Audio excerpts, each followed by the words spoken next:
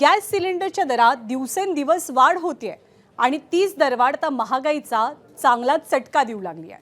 या दरवाढीमुळे सर्वसामान्यांच्या हक्काचा आणि सगळ्यांच्याच खिशाला परवडणारा मुंबईचा वडापाव सुद्धा महाग झालाय।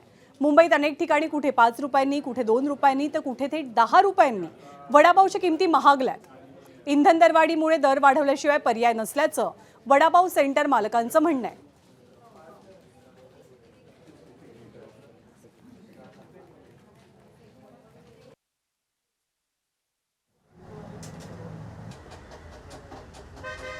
नाही परवडत, तरी पण काय करणार, पोटाला भूक आहे म्हणून खावा लागणार।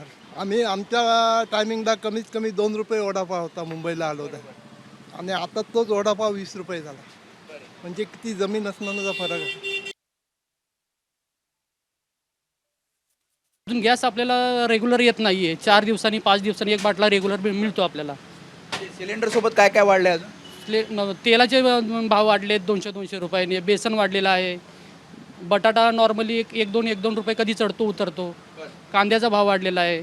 असंच जर वाढत राहिलं तर वाढावं, पण दुसरा ऑप्शन नाही आता, कारण धंदेवाले 1.5 महिना मी शॉप बंद ठेवलं होतं आणि 1.5 महिन्यानंतर फक्त 2 रुपये वाढवून आता सध्याला मी सेवा देण्याचं नाही का आम्हाला? एबीपी माझा, उघडा डोळे बघा नीट।